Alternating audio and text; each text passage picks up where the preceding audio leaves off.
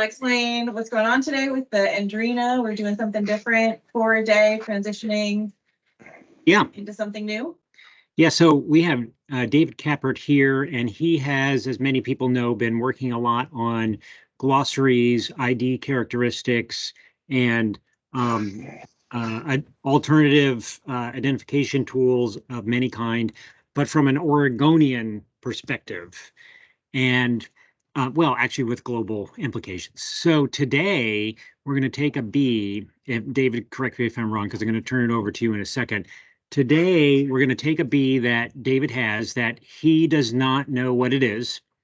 And neither do I, and neither does Claire. And we're going to use it as a vehicle to walk through the Andrena guide and see what we come up with and see if we, in the end, feel comfortable with the ID, or do we run into some of the problems that we might have in a guide that is only nominally scored for Western species. And then we will make assignments to people like David and other folks to fix that. Did you get that part, Sounds David? Good. Indeed, I did. Yes, I'm thinking all the time about that. So I'll give just some background.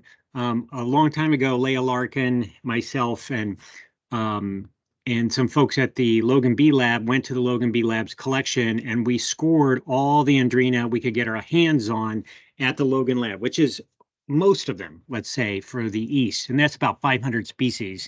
And we pulled at least one all-nighter, and we just plowed through them. So for the Eastern species, we had already done that.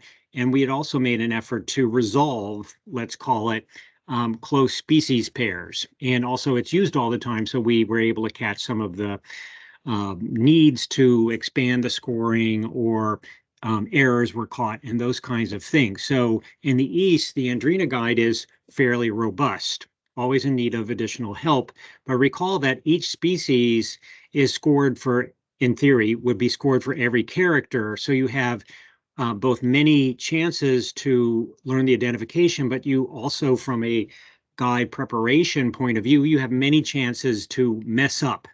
Like you could put in the wrong character or something. And so with those caveats, we're going to learn how well the guide performs for one Andrena species. And David has a lovely string of photographs that we can use, and then he also has a specimen. So I'm going to now turn it over, if this is okay for you, David, to David, indeed. And let him talk through what he's been thinking about and doing, and then eventually we will go to identification tools to try and figure out the species. And if people like this, we can do this with other people's specimens. And it doesn't have to be from Oregon or anything like that. But I think what we will require is that you have the specimen at minimum, and that you have taken a lot of photographs of different angles and characters. And then we'll, together as a class, we'll walk through, and that's going to be a good way to talk through the philosophy of getting an ID on this and see what happens. Okay, David, go. Cool. Okay. Am I already sharing? Yes. Sharing Good. the window, Okay. but not a specific screen. Yes. You don't have anything. Yeah. There you go. Okay. So a little bit more background. One of my agenda items here, beneath the whole question of Andrena specifically, is many of you probably know that I am super interested in all this bee taxonomy. I've spent hundreds and hundreds of hours, and I consider myself really quite a bit of an amateur still at this point. So I don't presume to have the technical overview. I don't have a zillion specimens to work with. I don't have anybody like Sam or Claire to very often say, yeah, come and look at this thing and tell me what the heck it means. So I'm sort of out here in the dark, and nonetheless, I'm going to try to show you with a couple of things that I've done. I think I can contribute to the field, and one of the limitations is I need feedback, and I'm going to solicit that from this group. But I want to claim humbly that somebody who's not a card-carrying taxonomist can actually chip away at all this stuff and contribute something and learn a lot in the process. I've certainly done that. So first I'm going to show you this guide that I made, which is a guide to the guide, the Discover Life Guide. And I made this because even though there are pictures, even though the text is in generally pretty plain English in the Discover Life Guide, I wasn't nailing the characters. I wasn't 100% sure. So I had to look at a lot of things. And one of the frustrations for me with Discover Life is that the pictures in the format of the page, they're kind of small and they're hard to blow up. And I like giant pictures. And so I'm using a bunch of those here. And this document, the Andrena Deconstructed, is my walkthrough of the characters that I think I can understand and that I think are most useful. So I'm just going to walk through this for a minute and mention these things, and then we'll look at the specimen and decide how it matches up with the characters that I've zeroed in on here. David, so yes. Can you tell people where they can get this guide or find it? Well, it's the link in the email, okay? And like many of my things, it's just sort of sitting there on a server where I put it. And so it's not listed on anybody's page as far as I know. We've certainly talked about, I would love it if there were a link to this on the Discover Life page. That's something, we've talked about doing. And I could sprinkle this around into other places, if I feel like it's serving a need. And it's up to y'all to see what you think about that. Can people do that? Can they take and copy your work, or should they just talk to you? People can take and copy my work.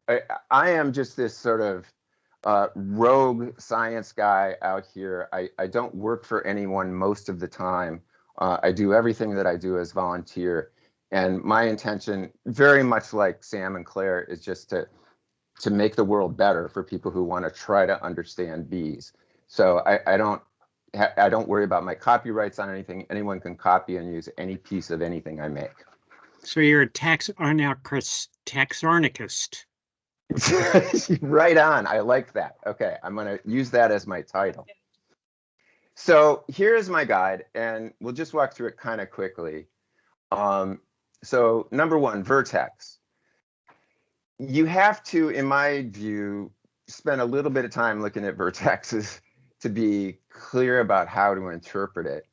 And sometimes it's really helpful for me to make these close-up photographs, because if you try to measure, in this case, is the vertex, is the very back of the head more than one, less than one, or about one ocellar diameter? So there's the ocellus, and I've made a circle that's about that size. And you can see that the back of the head here is closer to the ocellus than that ocellar diameter. So that would be clearly less than one ocellar diameter. Another species, clearly more than one, almost two ocellar diameters. This picture is upside down relative to the previous one. So here, there's the top of the head. And so that's the vertex is this line. And then here's one that's, where it's about one ocellar diameter. So we're going to look on my mystery specimen at that character. There is the only thing that I know of that we deal with in terms of antennae, at least in Discover Life or in other key I'll look at, is the relative length of F1, the first flagellar segment, compared to F2 and F3.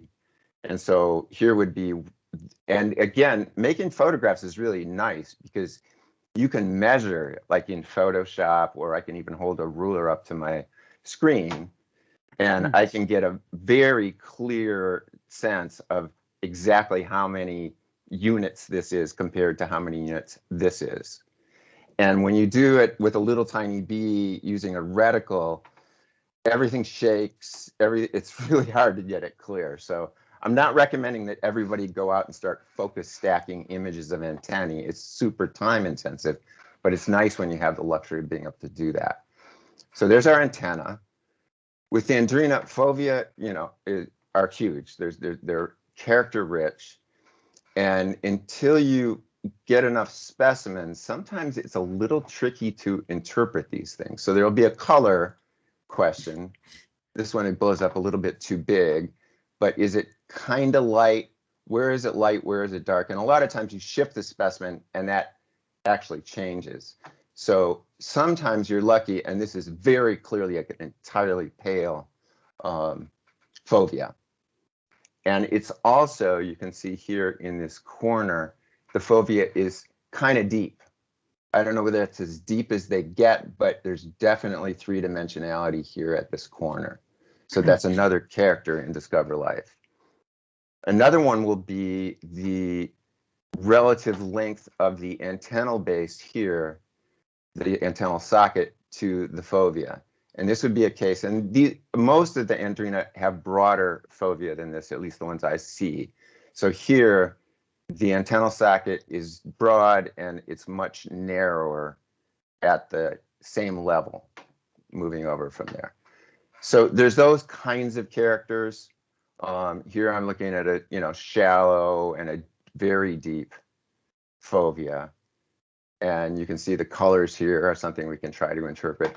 And another one that we will look at that's in Discover Life is how far away is the lateral ocellus from the fovea. And this one, it's very close. 1 ocellar diameter and you're deeply into the fovea already. So that's a very close one. And this one is farther. That's like probably an ocellar diameter or a little bit more. So those are some fovea pieces. The Clypeus. Can I Yeah, go ahead, Tim. Yeah, please interrupt anytime you want. All right, so David has mentioned a number of the circumstances where he uses a term like about. So there's two angles to an about thing. One is the person who has scored the specimen should have understood that it could be interpreted as, so let's say if it's about equal, right? So, or it's 1, it's about 1, okay? So they should have probably scored it for less than 1, 1, and more than 1. Ditto, the person who is using the guide, if they're in a like, well, that's about 1. If you're using the word about, then you should also score for 1, less than, and greater than. Sometimes it's like, well, it's 1 or it could be more. In other words, you would only score for those two categories. It's clearly not less, that kind of thing. Right. So if it's not a choice that has to be made. In other words, it's not a pick 1 and only 1 is right. The power here is to be conservative, and so you don't lose a specimen because you made a judgment call and that the person who built the guide maybe didn't include the the full range because they didn't see them or whatever. So you want to bracket any ambiguity and then move on. And because you can always go back and play like click it on, click it off, see what happens. But anyway, just in general, several of these times you've heard him say about, then you are in a position where you're clicking more than one thing.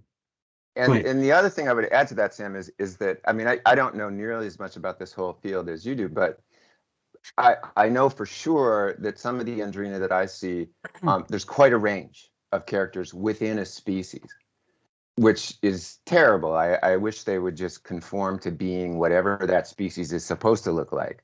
But things, especially colors and so on, are pretty variable with some species. So that's another reason to be, broad in what you decide. The Clypeus, and part of the reason why I have these items in my little guide is because these are things that I think are fairly clear. If you got a big picture and you can look at this, you can interpret it fairly well. So this would be an example of a Clypeus that is entirely rough or dull. It's going to soak up the light because it's got lots of microstructure to it. At the other extreme, this is as shiny as you can get. So I think that's a track Andrena. Sorry, I'm clicking the wrong button. So in Discover Life, the choices are dull, shiny, or in this case, it's shiny centrally, medially, but it becomes duller around the perimeter. And so that's a third character trait that you can get. And the other thing that's in DL, and I think this is somewhat variable, but is there a in punctate band vertically through the center of the clypeus. And sometimes it's very discreet, and sometimes, you know, like it gets thinner here. And I'm not always sure how to score that. Again, and in that case, I would follow Sam's advice, and I'd probably score it both ways. So those are clypeus things. Mailer space is, for me, super hard until I think really hard about it. So you want to say, what is the distance between the base of the mandible and the lower edge of the eye relative to the width of that? So this one, and I'm always ready to be corrected if I'm not doing it right. I think the width is here and the breadth is here. And in Discover Life Guide, it's asking you about the ratio of those things. Is it about, you know, 5 times longer this way than this way? Or at an extreme, this is a very long mailer space. So the ratio, go ahead, Sam. I was going to say, this probably is something that needs some more clarification for all of us. Okay, so the width. So when we talk about the length, that's pretty clear, but the width is a little ambiguous, because if you look at a mandible, on one side is on both sides really are what are called condyles, and these are basically, like, let's call them hinge points. And in the middle, that big bulbous thing is slightly off center. That's a muscle, right? And so the muscle is contracting to open and relaxing, I suppose. Maybe there's a countervailing muscle underneath there, and they're hinging on those outer things. So the question is, where do you measure the outer points of the mandible? And you would think, oh, that's pretty obvious. But the problem is that condyle is sort of a complex thing, and it's kind of lumpy and blah, blah, blah. So I'm not going to say that I have. So right now you kind of eyeball it. And with these malar space measurements are quite overscored, let's call it, because we're not being precise in our width of the mandible character. And so it generally works, and what you're doing is pulling out things that have really long malar spaces from things that are really short, and in between ones are not going to resolve super well. But the reason I bring this up in this terms of the measurement is has to do with bumblebees. So there was a really nice paper that Dennis and Joan and several other people did and Elaine on bumblebee characters that ended up having a lot to do with the calculation of the malar space length in bumblebees. So to some extent, the longer the malar space, the longer the tongue, right? So you have more head capsule that can hold the tongue, is sort of correlated. And you have long tongue bumblebees and short tongue. And the similar kinds of things are probably going on with Andrena. The thing was that there were all these what essentially were cultural measurements of malar space length to width, but not a lot of really good measuring. So when they got precise, it turns out it's a really great character. In almost every species, if you measure things correctly, a bumblebee has a very precise set of ratios, but you have to measure it right. I'm getting long-winded now, but the question of that width is some side project that someone should pick up, which is measuring it precisely, being very clear about where the start and the stop of the width is in relationship to those condyles, and then creating what essentially would be a second set of characters that would be the precise malar spacing versus the eyeball, which is what it is now, more than not. Okay, long-winded, but just pointing out a place where more work needs to be done, and that the current system is imprecise but useful in a, you know what long looks like kind of thing.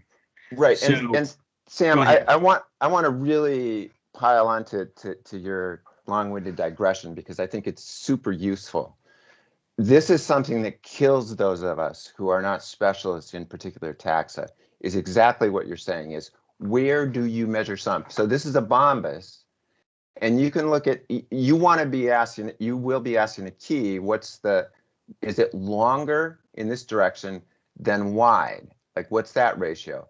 And exactly what you're saying, where in the world do I measure this? And if I measure from here to here, it's different from measuring from here to here. Is it at the midpoint? Is it the longest? And, ditto sidewise, this is not entirely clear, but there would be a line here that I might say, this is the width, or I might go all the way over here. And this kind of thing, this is what I think about with this guide that I'm making, is trying to do that interpretation that isn't going to be absolutely clear in Discover Life or in most keys, because folks don't get into that. And if you don't, it's going to be frustrating because you don't know how to call it. Yeah. So yeah, totally agree.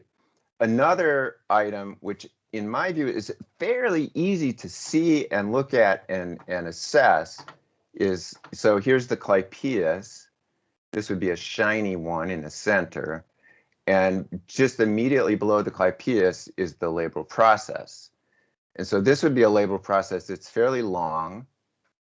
And it is entire, that is the perimeter of it is either rounded or flat. There's no indentation here. So that would be an entire and a long labral process. This would be a very wide, not very good image, but very wide and short process. This one would be emarginate, so there's an indentation there. This one would be, what would you call this, Sam? Would you call this super emarginate, or would you call it bidentate? I would call it, in my mind, that's bidentate. But again, if you had a question, you would go bidentate or emarginate and click both of them. Yes. And then occasionally, if you are lucky, you run across something like this. This is a barba labris. And as far as I know, this is virtually diagnostic of barba labris, unless there's something that's similar to this. So you want to, at least.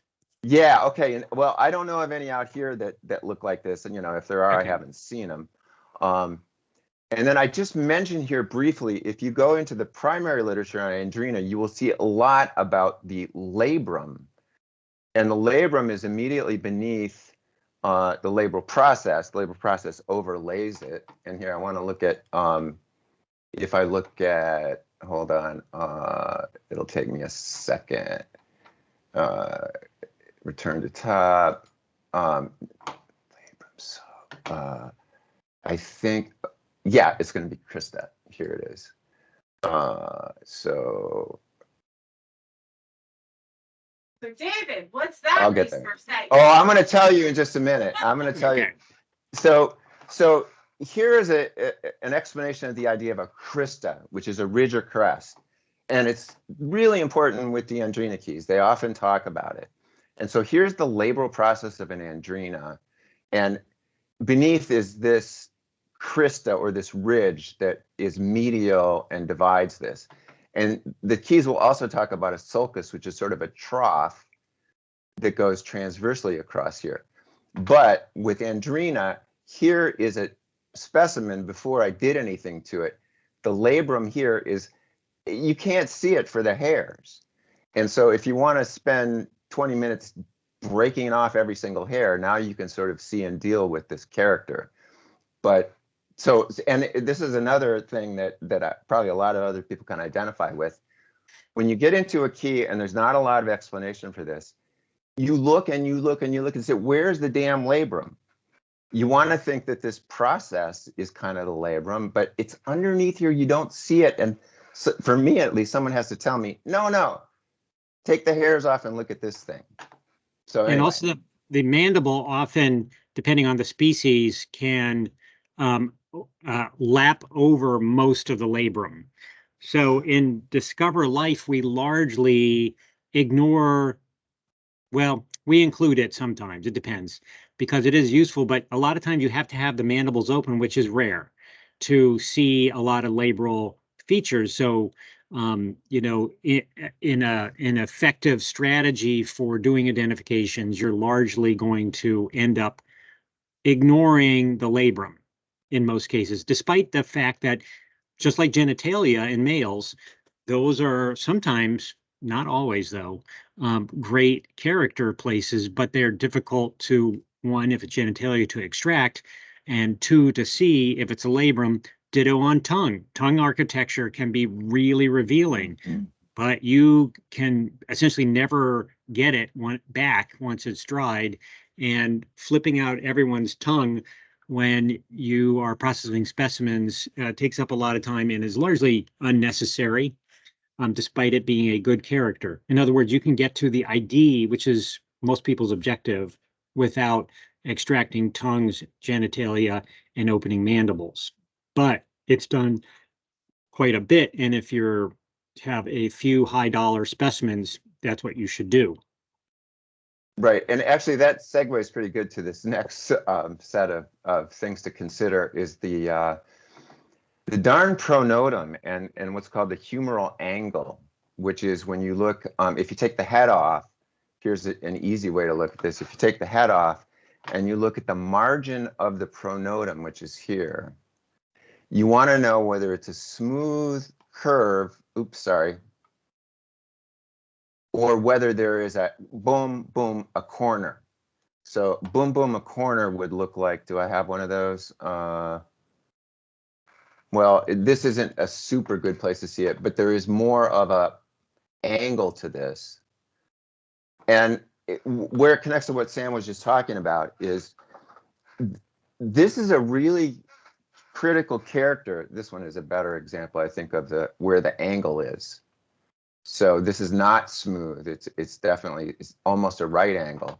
And if in a dichotomous key, like the ones that Mike Arduzer uses, this is a pretty important, point in the sequence of dichotomous questions. And the problem is, it's number one, it takes, at least it took me quite a while to even understand what the heck it was about. And number two, it's very hard to see on a bee that's you haven't prepared to see this because the head's in the way, the hairs are in the way.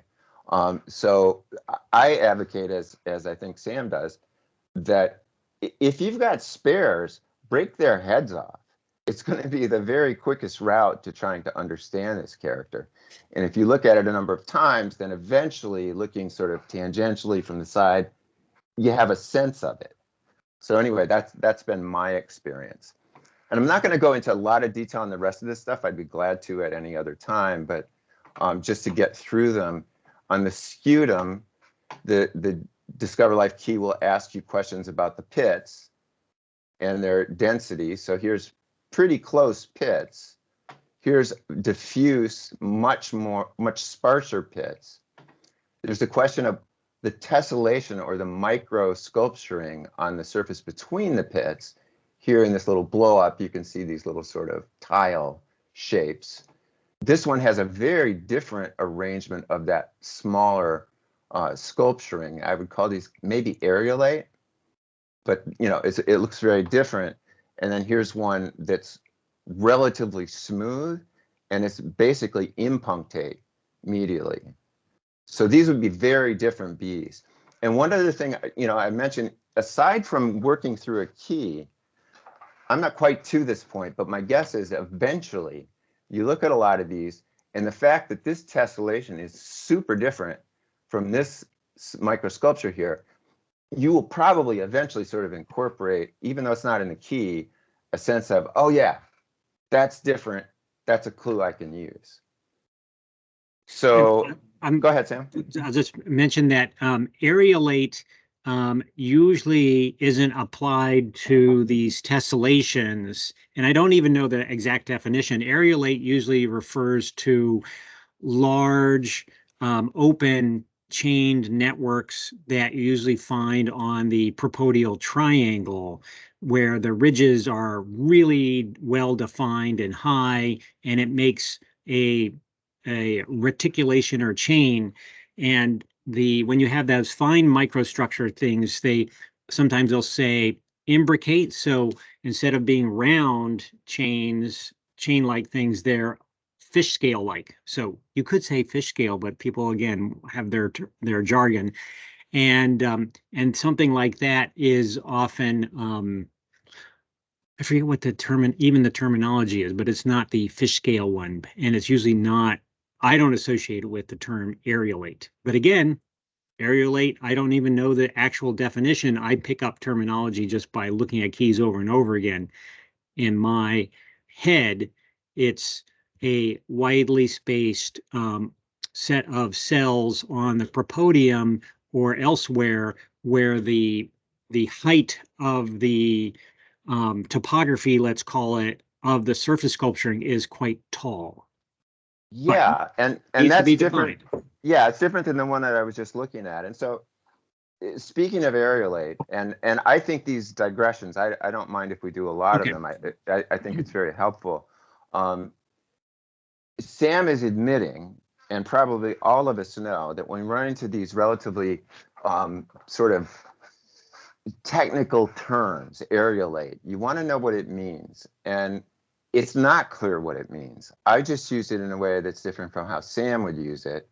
And I can guarantee that people who study different taxa have different ideas about how to use that term. It may be more popular with some than with others.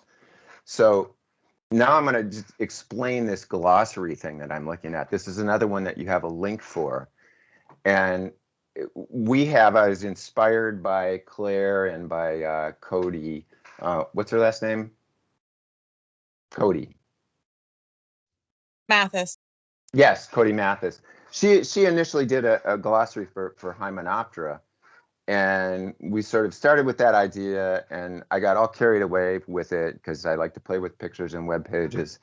And so the thing I'm looking at here is a glossary, and there will be out there. There's another glossary. Exotic BID has one. There's various things that will be useful for looking up terms, but they mostly do not have a lot of photos and do not have a lot of interpretation. And so this glossary thing, which I'm calling draft, but I've populated it pretty well, I think, is intended to try to get at this.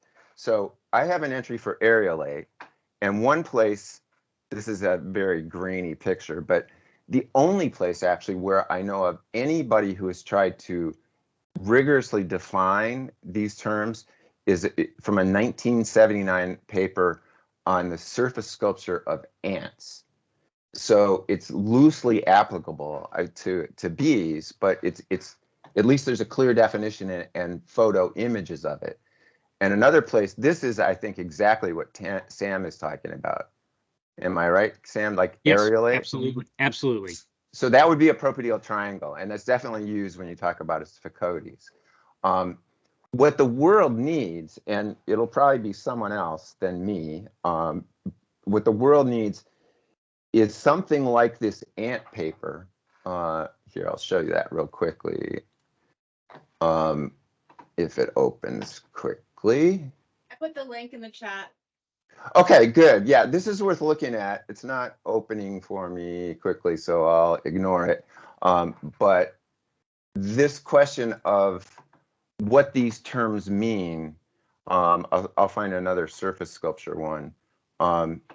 So yeah, another good example would be carine. Okay, so here's the simplest, really clear picture of a carina, a ridge, and with these green bees. Some of them have a ridge that very clearly encompasses the rear face of the propodium, which is what we're looking at.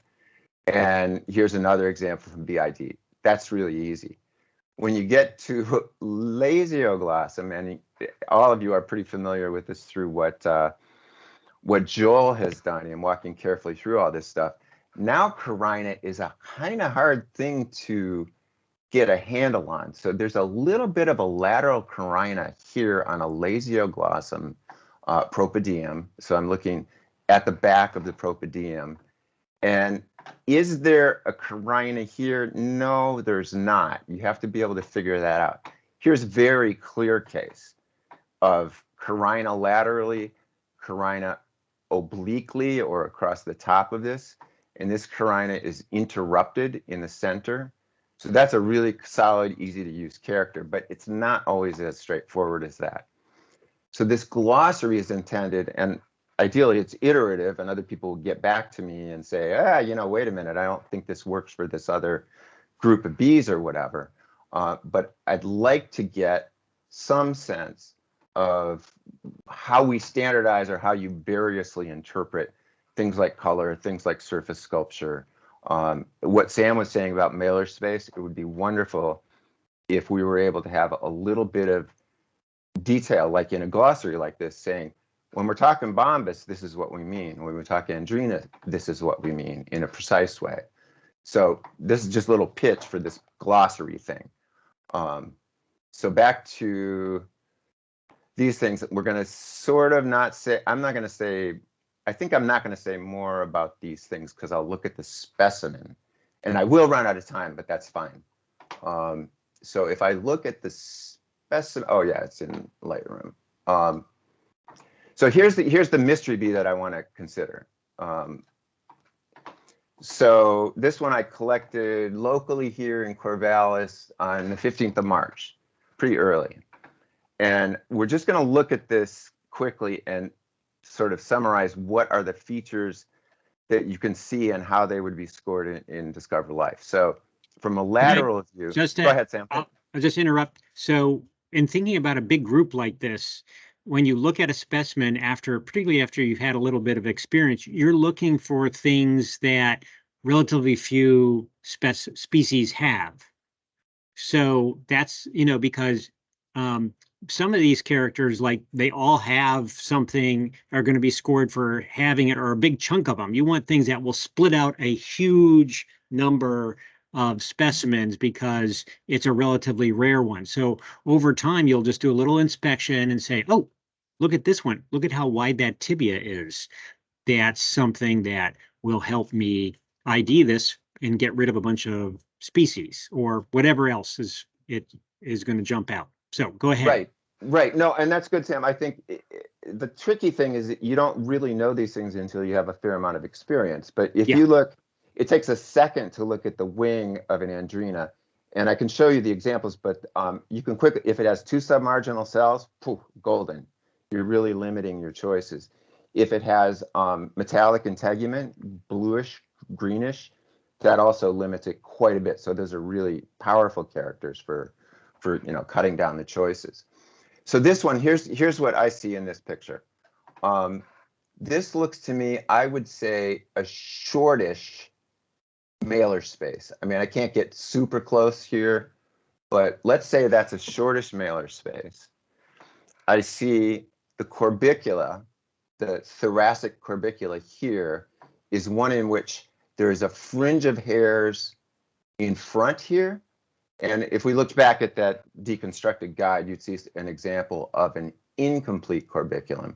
But this one has a fringe of hairs anteriorly. No, you mean complete? Complete, yes. This one is a complete. So it has the curtain of hairs here.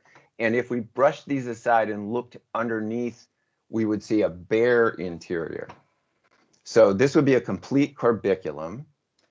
It has a trochanteral flocculus. It's a little hard to see with this image, but there would be some curly hairs here on the trochanter. So if you had a specimen, you could probably view it a little bit more successfully. It has, we can see the top view in a second, but it has very definite apical hair bands. And here on T2, the hair band you'll see in the next picture is interrupted medially. But lots of Andrena don't have such clean hair bands or clearly defined hair bands as this one. So that's a clue. It has the side view. I'm not looking at this quite right, but the shape of this tibia is, I think I'm going to call it cuneate. That is, it's wider here than it is basally. So it kind of, it's a little bit triangular. And to pick up another couple characters, dorsally, I'm going to consider T2 is where a lot of the discussion ends up. Is it punctate? No, there aren't punctures here. Is the surface shiny or is it roughened or dull? And it's definitely very much roughened. Again, this is the medially interrupted T2 hairband. So that's going to be a DL character. Another one, you're not going to see it super well here, is the pygidial pygidium here. Pygidial plate is what we call it.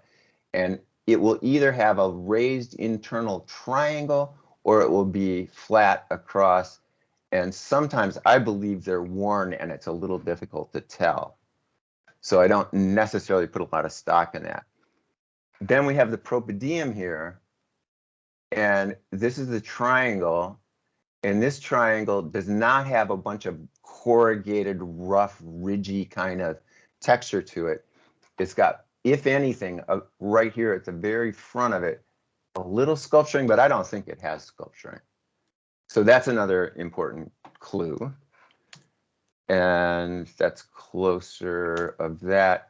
And then on the head, the characters we can get are very much dull clypeus.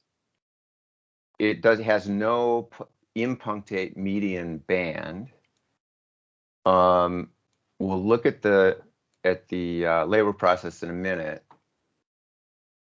This one, you can see the antennal character we mentioned. Here is F1, and here is F2, F3. So the question was going to be, is this distance greater or less than F1 distance? So they're, close to equal in this case. So we'd know how to score that. And then the next one, I'm looking at the fovea. And it, just like I mentioned earlier, that I think it's worth breaking off the heads of some bees to get a sense of, the humeral angle, the pronodal character. It's worth it to scrape off a bunch of hairs so you can clearly see the fovea beneath them. So there were a whole bunch of hairs here that were overlaying the fovea, and I teased them off. So the characters for the fovea are going to be, here's the reference point would be the antennal socket. I broke the antenna off. The top of the clypeus here. The fovea is this entire depressed area. And one question is, how long is the fovea? And this fovea clearly comes below the antennal socket and pretty much lines up with the top of the clypeus. So that tells me how I can score it and discover life. I'm going to decide how wide is the clypeus, or I'm sorry, the fovea. So here's the antennal socket. Here's the fovea. It's wider than the antennal socket. And it goes right to the edge. The top side of the fovea is a little tricky to make a call on, because you can see the hair. There's not as many hairs in this depression. So it's kind of hard. I think of one other picture here, trying to get a sense of, is this fovea close to the ocellus? Is it within one ocellar diameter or more or less? So this looks to me like it's a little more, but you can see later if we get to it, I'm going to hedge on that. The other thing I noticed here is this texture on the fronds beneath the ocelli and above the antennal bases. I see a lot of variation in that amongst Andrenas, and some of them have very much a striate, sort of vertical scratches through here, and this one does not have that, but that's not an official character. And then here's the labral process. So labrum here with the hairs overlying it, and this shape, it's a pretty wide labral process. It's definitely either emarginate or bidentate. I guess this is sort of intermediate, so you'd have to call it both ways, but it borders on bidentate, I think. And then the vertex. If I measure the vertex of this one, and again, I love to do it from a photograph because it's much easier to get the measurements precisely. But here's the ocellar diameter, and then here is from the ocellus to the vertex, to the very edge of the back of the head. Is that longer or shorter than the ocellar diameter? And just like in the case of the malar space that we were talking about, a big problem is exactly how do you measure this? So the ocellus itself, the lens, occupies this space. The depression that it lies in is wider. The vertex is it's got, like, looking directly down on it, there's the very back edge right there. And then there's the point at which it starts to roll over to the back edge here. And exactly where you put your measurement, either from here or from here, is going to make the whole difference between whether it's 1 ocellar diameter or more than 1 ocellar diameter. And I don't know, I mean, I'm sure there's people who know exactly how to interpret this, but it's the kind of thing that we all would love to have more precision about, I think. So, and then one other character for the same bee, this mystery we're working on, is here's the scutum, and the scutum is definitely punctate. It's definitely very rough. And I'm going to go back now to, and I'll never get through very much of this, but that's okay. So if I go to the Andrena key, with this one, I've started, I think, no, this version I haven't scored it. So one thing that for me, a lot of times I will use not the initial, the first screen that you see when you go into one of these guides. I'll use the, in the menu, oops, this often jumps back and forth to where I don't want it to go. Can you zoom up your? Yeah, yeah, I think I can, like that. It should right? be under view, maybe on I mean, it's bigger now, right, Sam? Yeah, there you go. Good. Yeah, Beautiful. good. Okay, so I use the menu. Here's why. If you start with this key, when this was designed, I'm sure there were folks saying, okay, let's not overwhelm everyone with a zillion different characters that might be tricky. Let's give them some initial choices to make. And based on what they choose here, the key will limit the list and it'll offer you some more characters that you might want to evaluate. However, I will often use in the menu, I'll choose has here. And this will allow me to look at every single character on one long scrolling screen.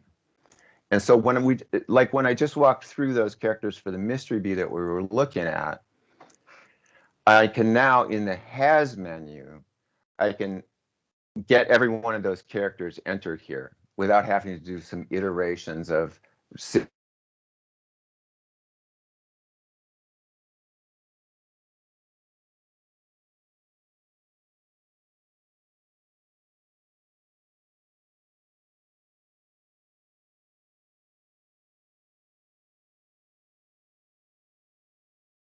together because we start with big body part to little body part. So just for that reason. Yeah, and really good point. That's super helpful. So it helps me be organized. So I can quickly say pale apical hair bands are narrowly interrupted medially. The surface texture of Tergum 2 is granular fine lines. It's not smooth and shiny. Pit spacing, there are no pits on T2. I can say absent. Color integument, definitely not red or metallic.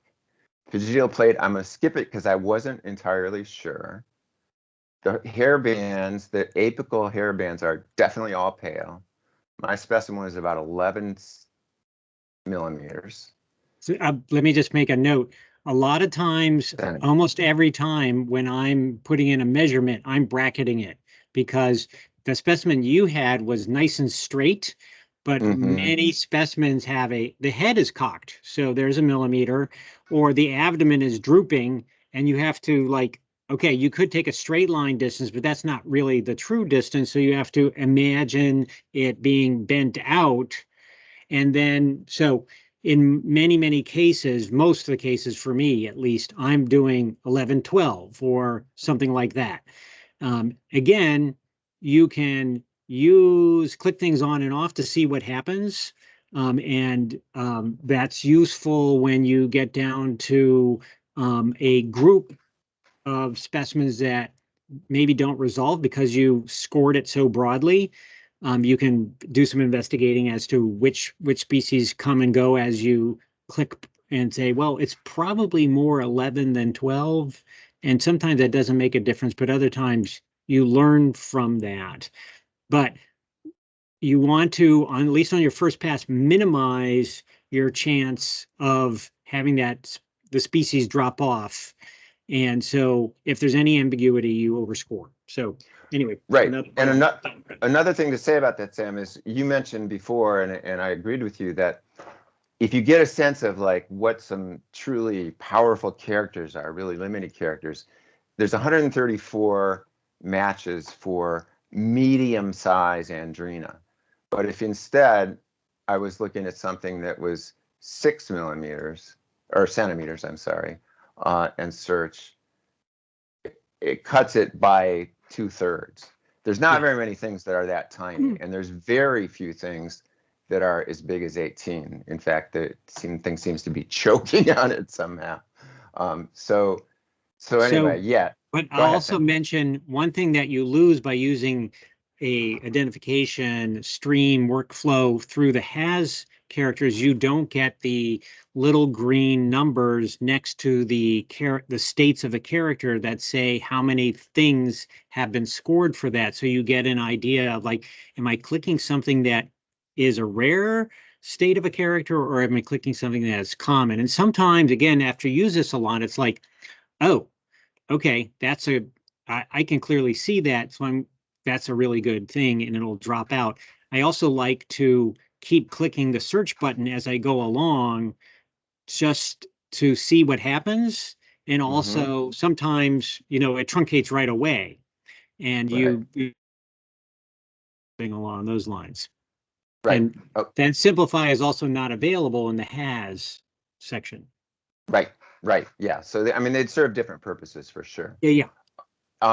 So I'm not going to necessarily go through and, what I'll do when I'm in the has menu is I'll skip this. I'll check the stuff I'm dead sure about and see how much I can limit it down. So I'm just going to do a bunch of these where we've looked at it and I think I already know it's either shallow or moderate. It's probably shallow. The length is long. We looked at that. Okay, this is where I want to show something that's interesting. So now I've got 24 kinds, and in Oregon, we haven't even said Oregon yet. In Oregon, there's 140 possibles, but this is even across the whole United States. I'm down to 24 out of 500. So I'm starting to feel a little confident. I think I know what, go ahead, Sam. I was going to say, one more thing is, like, yes, there's whatever the number is for Oregon, but that was based on, 20 years ago, our initial scoring. So one task would be to pull either from Discover Life, which I can show people how to do, all the Andrena for Oregon, or maybe there's an existing list, and make sure they're scored for being in Oregon in Discover Life. So it's just a task. I'm almost for sure there's going to be some species that are now known to be in Oregon that weren't on that original list. And so you have to constantly be updating Discover Life, which we're not doing. We don't do unless we hear from someone from out west, because we're not using the Western material. Right. So actually, I'm going to jump to specifying where I am. I'm in Oregon. Okay. So I'm going to cut that 24 kinds to 6. Now I'm starting to feel pretty good. Like, okay, maybe this is doable. So I can continue to go through this has thing. And what's another thing I can see? The hairs are pale. I'm going to just pick a couple other things. The cuneate shape of the tibia. If I choose those things, oh my gosh, I've got 3 choices. So I'm pretty excited about that. And I could continue to work in this same has menu, but when I get this few as possibilities, I will probably select all of them and compare the characters so I know what I should really pay attention to. So here they are. Can I also point out, maybe you want to select differences? Oh, yes.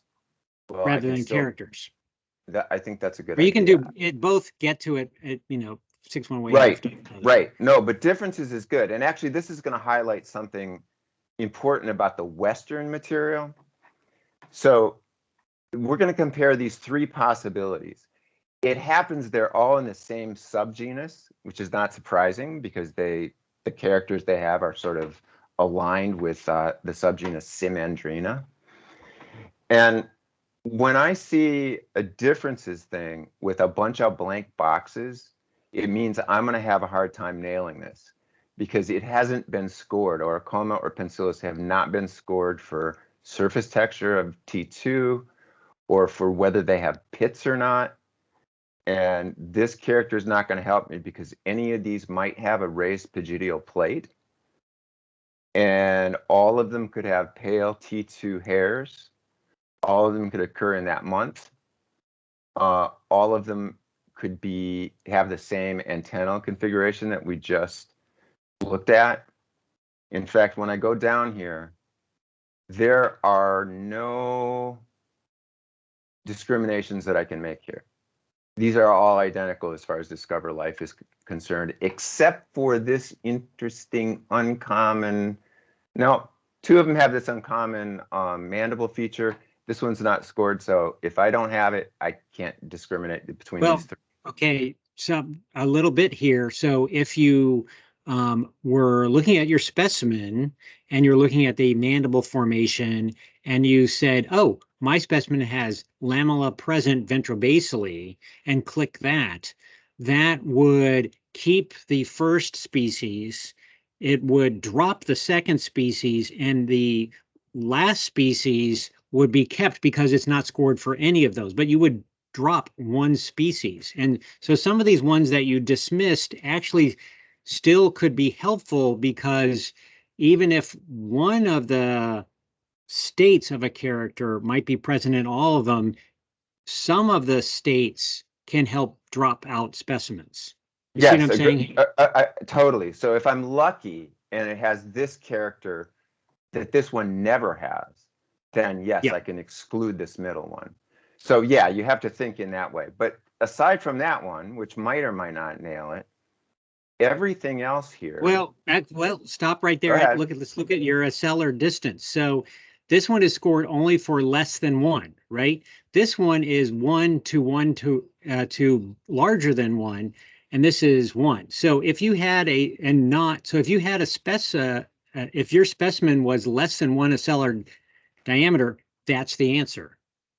Right. According to the scorings and things like that. Interestingly, Sam, it's also worth pointing out that if we go ahead and score broadly, if we're using the regular key, and if I'm not quite sure, and I select the choices of both less than and about 1, then I won't get to this species. So it's definitely dicey. And I think the difficulty of Andrena is not owing to the key's not any good or anything like that. It's just damn hard.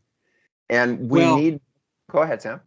I was going to say, so normally what we have done with the Eastern ones is if we get to a group of 3 like that, and there's no clear pathway through for identifying and separating them, that says to us, we need a character that is very specific for those 3 species. In other words, how do I tell species 1 from species 2, species 3, and you'll see the guide is peppered with that sort of thing, but they're almost all Eastern species. Right. So the scoring for these were done one time on the core characters. No effort was made to look for collisions, in other words, groups of species that are not differentiable.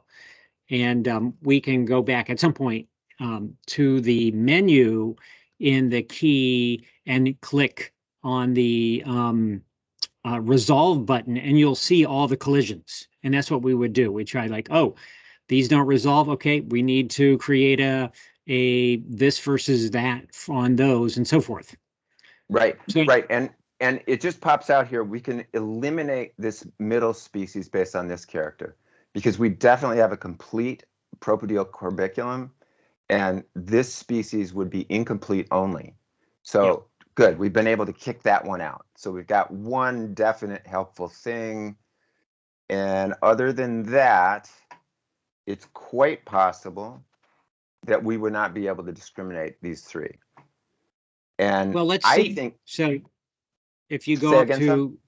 if you go up to menu and click resolve, we can see if Okay. the guide thinks you can't resolve those. So you know that one is resolvable because it's got a clearly distinct thing up there. So I think it's possible to, so there's like everything in its mother, right?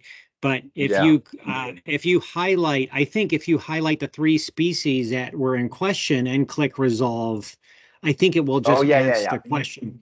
Will Okay, I over be able to here. tell those apart? Or you can just click any 2 random and see if that works. Yeah, I'm not 100% two sure. of those that were in that list were ones that I know. So it was Angusta tarsata and Something with a was P. Oricoma was another one. Okay. So I mean, we'll just take And 2 of them to make an example here. well, something what, well, we can do those 2 and see, but there was something with a P also that I can't remember. Penicillus. Yeah, I'll add It's penicillus. but we're in no rush. Okay. Yeah, I'm aware of the time, so we'll figure out some way to. So we're PEN Silus. Okay, so those are the 3, and the exciting question is, will it tell us about the conflicts? So submit for resolve. Okay, and then we click on any one of these, Sam? Oh, That didn't do it. yeah, it Hold may on. not be, something that you could have. So the resolve button might just work as we saw in the first case, and then you would just scroll down and look for those 3 species and see if they're resolving with one another.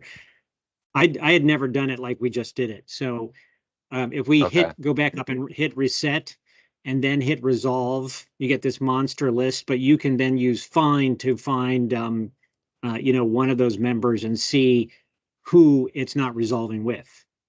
So go ahead to the top, click resolve, and then hit Okay. submit. But it will have lost the ones I chose. Yes, So but I'll that's just- okay. So we're going to show you an Oh, okay. alternative way to look at that. So just unclick all the rest. Yeah. Which you can Okay, do a so reset on. Is Hit this reset good? I've got. first. Oh, Nope. okay, sure. Reset Hit- is over here. Yes. Oh. So that's going to clear everything. Now hit resolve. Now hit Oops, submit. not. Yes, submit. Yep. Okay. And you'll get the big So list. Now it gives you me can either everything. scroll down to Oricomus or whatever the first ones are, do a find and see who it's not resolving with. Okay, so I'm going to And go to. Why is it giving me every darn thing in the list? I thought we because wanted it's, to resolve just 2 of them. yes, but that's not the purpose of resolve. Resolve is guide building tool, but we can Okay. also, it's not going to help in any way other than say these don't resolve in the guide, or it does. So go to the, is that Angustella? Was that the one that was the One of the question? ones. Yeah, I'm not seeing it. There's the Just Angusta pick, tarsata. I'll just pick anything, right? yeah, well, any of Okay. the 3. And Oh, any of the 3. Sorry. And then yeah, sometimes with Discover Life, let's see if it happens. Oops. Don't back up now. This is one of the issues with Discover Life. There's a lot of times now I've zeroed out everything I've done. Right? Like when I was initially doing the has menu, I can't get it back now. I'd have to start from scratch. So it's a thing, and when I get this, I say, oh, shucks. I well, have to start over. you can still hit submit again and get to resolve and then scroll or do a find to find a species you're interested in. One of those 3. I see, like this. Yeah, I'll do There we go. Oricoma. Okay. Oh no, I spelled that very badly. Oricoma. There it is. Okay. Oops, I took the wrong one, damn it. But is this what I'm expecting to see, Sam? I'm not sure what you did, but I think you clicked on Oracle. So you wanted to find it in that list. So let's go backwards or hit resolve again. Okay. Resolve again. We don't want the information. You're going to the species page, which we don't want. So Okay. hit resolve. Now Yeah. just scroll down so that the you see that species whose name I can't remember from time to time. Here's That's the first Oricoma. species. Okay. Okay. I'm going to click on Oricoma. Gives me the But don't, species page. oh, no, don't click on it. We're just going to look at it. We're going to look on who's Okay. not resolving with it. Okay. So it will go, if you click on the name of it ever. So let's look at Oricoma. Don't click, just get to where it's showing on the page. Here it is on the page. As the first species. So you see, I'm looking at a page that says Andrena agilis matches 101, 101 other species. So we want to go down till we get to Oricoma and see how many it matches. This is, oh, I see. Now I get it. Okay. And excellent. I'm sure I understand what you're talking about now. Okay. This is beautiful. And Sam, I'm going to say, as a sort of discovered life thing in general, this is not stone obvious to the user how to use right. this. Well, it's not meant to be a user tool. It's meant to be a guide builder too. So I'm building the Andrena guide, and I'm going to now see, okay, I think I did a pretty good job. What does not resolve within my guide based on the current scorings? And I go to Andrena Oricoma things according to its algorithm, which is very broad, by the way, that are not going to resolve in a clear path of choices. So you were able to get there with and still have 3. So theoretically, those 3 species, there's Angustifolia and what was the other one? Again, with a P. Pencillus. Right, which is not there, which means that it probably does, air quote, resolve in the guide. Gotcha, Anyway, so I, being a guide builder, and you would, say, okay, I think I've got a pretty good handle on the Oregon Andrena. Let's see if I do. And then, you would go and you'd look at these kinds of things and say, oh, I've got some more work here to do to resolve those species. There's more than meets the eye, because obviously we were able to get to 3 species with some simple scoring, and this is showing 23 within the guide. Right. But there's reasons for that, which we don't need to go into, but it points out in this, but this is what we do at the end of a guide that's just, say, for the East. We want none of this. We want this to be blank. In other words, we've resolved every single species. That would be great. And I bet if we have some that seem very small, these are either going to be very specialized things or they're going to be Eastern, and you've scored the heck out of them. Yeah, anyway, I was just curious. So what it showed me is 2 of those species can't resolve well, given the algorithm of resolution as you suspected, but one of them, the one that began with P, seems to have some character that we overlooked that would have resolved the species. But again, we're deep now into a tool that most people will never want to use. Unless they're I'm not sure. I'm not convinced. Yeah.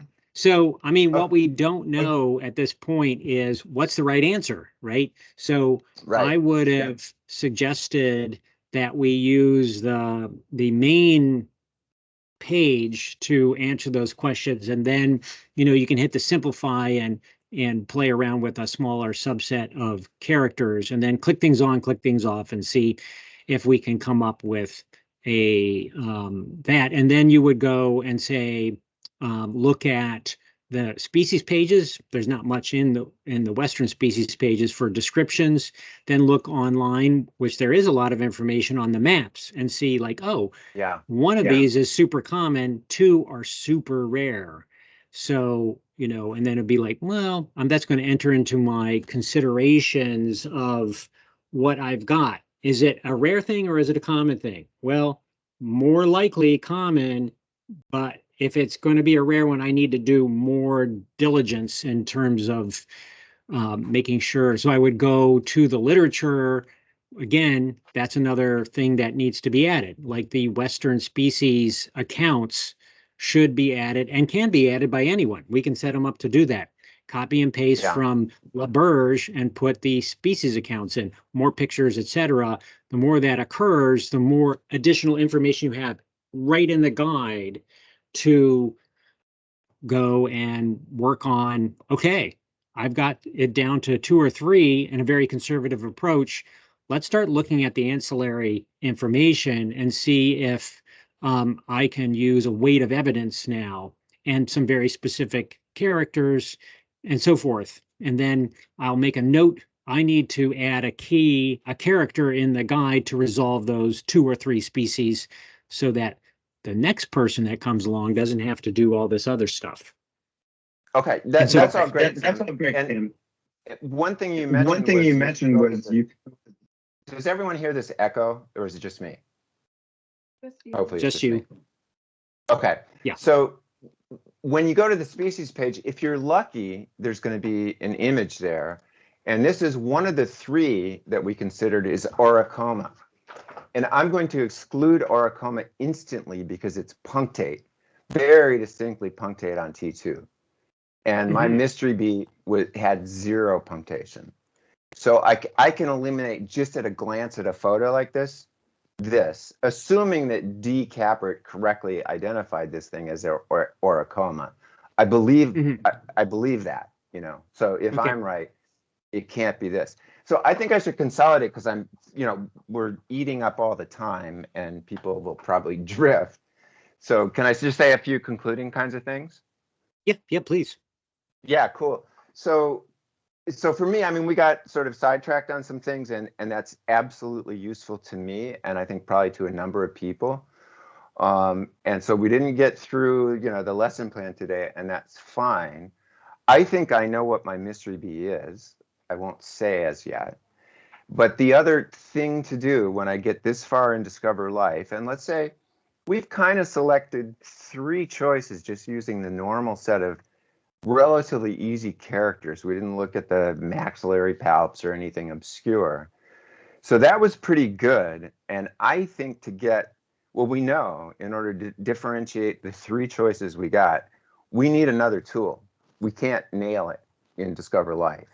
And so the other thing I could do, if we want to do this as a follow-up next week or something, we could look at the harder path to get all the way to species with some kind of confidence.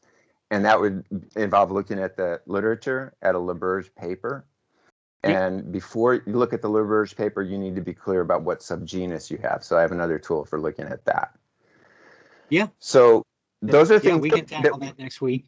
Yeah, that would be great. And so let me just say quick as a couple summary other things.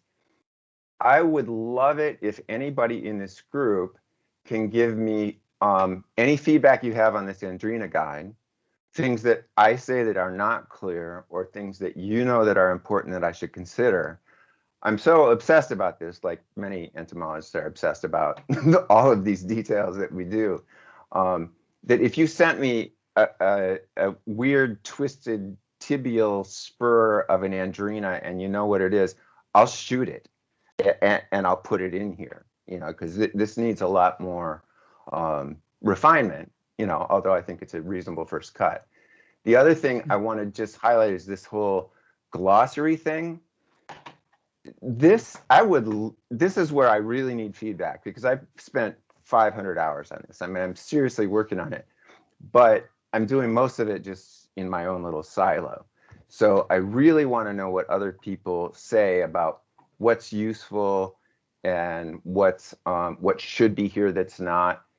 And that the general intention here is for the Discover Life audience, the kind of people who routinely use that kind of tool, where will they run into terms that are either not adequately explained in the Discover Life because it can only do so much, or not even translated. Plus, there's the papers you look at. If you look at Joel's work or on a Ferco's work or whoever, there will be terms that don't appear in Discover Life, but you need to know what they are in order to, to get anywhere. So anybody who wants to give me feedback on this would be great. And Hey, yeah, I David. guess that, yeah. Hey, so have you put out your glossary and said anything about it on the bee monitoring listserv? No, I was talking to Claire about this, and of course, as you might guess, Sam, I'm trepidatious because, I don't want to expose, my ignorance. But the truth is, I don't mind, actually. I want experts to come and say, listen, man, Yes. we don't agree. This is mature, and this goes for everyone who's listening right now. You have to take some risks. Like what I'm hearing is like, I don't want to be like called out as an imposter or make a mistake in front of like whatever, whoever. I I make mistakes all the time, but if no one says anything, nobody else is going to learn. It's generally, not always, we've had some problems, generally with 1,300 people, or was it 2,300 people? I can't remember. Many people out there, a pretty welcoming thing, and you'll get really good feedback really fast. If you just Right. sit, I'm just going to hit you for a little bit because you're just an easy target right now. If you just continue on your merry way and then find out later that maybe you should have done something different or someone else has a really good idea, the time to throw it out is right now. And so Yes. this goes for, I'm just going to now generalize and say, a lot of you have questions or have seen cool things or have observations that should go out on that list and questions. You will never be the only person with that observation or that question, but if you don't share two things, one, nobody knows who you are. And the second is you're kind of like ruining the idea of a listserv, which is community and helping everyone else. So some of the best ways to help someone else out is to say, I don't know, I want to get some feedback, maybe I'm right, maybe I'm wrong, and take that risk. But again, you can look at several people on that listserv and we hear from them a lot. We know who they are. And in some ways, this is a really good way to get known by a much larger community. But again, you've got to type those little typey things. So I'm getting off my soapbox now.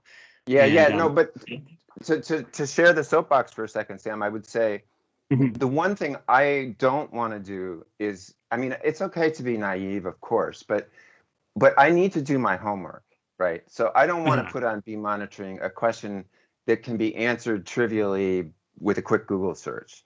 I want it to be something that maybe other people share. And so for this glossary thing, if I'm wrong at this point, if I've spent 500 hours thinking as hard as I can about bee taxonomy and I'm puzzled about something, I guarantee much of the rest of the non-official taxonomy world is also confused about it. So I have no sense of shame at all about getting it wrong. And more generally on the soapbox, I agree with Sam. Any of us should venture forth into this whole thing, because most of the people who need to do identify things to species are not folks in state laboratories with giant collections and an intimate familiarity with the literature. They're folks like us. I assume many of you, or me. I need to have IDs. I can't get probably Jason Gibbs to look at all my stuff before, 2 years from now. So we need to be able to use these tools. So anything we can do that gets us closer, that's my mission. Cool. So you're gonna put out a message today? Sam, I will, and I'll blame you if I get hammered. That's okay. Yeah. Well, I mean, you don't say I'm done with this. You say I have developed a general concept. It's mature from my point of view. I want some feedback on the approach. You also can give me individual feedback on some of these characters that I may have misinterpreted or as perhaps have a more specific meaning. And then ultimately, so that's a good first round, right? And then ultimately it's like, I think I'm done. but maybe I have 5 questions about some areas, and I'm also open for anyone else to just scroll through it and find, something else that they think needs to be shifted, fixed, or whatever. And just remember that people like to shoot down other people. That's academia, right? I look through your stuff and it's wrong. So if you provide a nice target, that's what you do. You throw it out there, let them shoot it up, but you're going to learn a lot. And not that they're really going to do that in that harsh way. No. Right. But people like to, they don't want to be like, hey, why don't you help me do a glossary? Like, that's going to get 0 people. But here, tell me where I'm wrong. Now, game on. So, right. Yeah, And great. one other tiny thing to say about that, Sam, is I got a little taste of this when I posted on Bee Monitoring a question about the technical color terms, ochraceous, ferruginous, et cetera. And there was quite a bit of discussion there. And it was one of my take homes that was great. Yeah. There's plenty of people who say, oh man, you don't know what ochraceous means. I know what ochraceous means. But that individual did not agree with a bunch of other super experts about what it meant. Because if you're an Andrena guy, this is how you use it. If you're a Bombus girl, you use it differently, probably. So you find that the experts, they're experts in their own little bubble, but maybe it's not universal. So that's the sweet spot for me, is learning, where interpretation is going to be necessary. Yeah, good. Yeah. All right. I look forward to your post. Yeah, and we'll do it, I promise you. And anybody, you can email me anytime, and as Sam is suggesting, try to shoot down anything I've done, or alternatively, collaborate with me on anything. I would add a co-author to my glossary if I had anyone who wanted to fritter away the amount of time that I do on it. It'd be great. So there you go. Good. Now we're rolling. And then after that, we'll get you to start scoring, better scoring a lot of those Oregon Andrena and so forth. It's not rocket science. It just has to be done. Like, that you have the tools to complete the scoring of the specimens you have. And yeah, good. I do. Cool. All right. Thanks, everybody.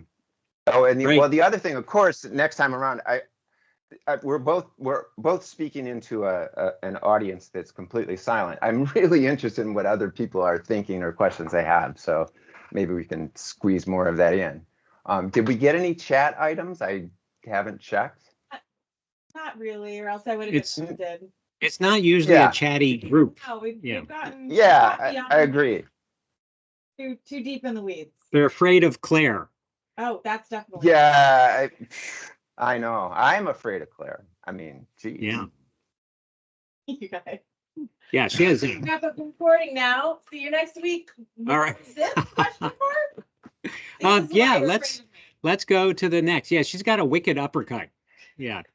So let's say, if David's into it, that we'll continue with looking at, how you would approach looking at the literature and things like that, and to help with the resolution, and we can continue looking at characters or just discussing how to become like Wally LaBerge or his students in thinking differently in a different world of keys that has come from a different background. Yeah, great. Okay, good. Right. Yeah, thanks very much. I've enjoyed it a lot. All right. Thanks, everyone. Thank you, Claire. Thank you.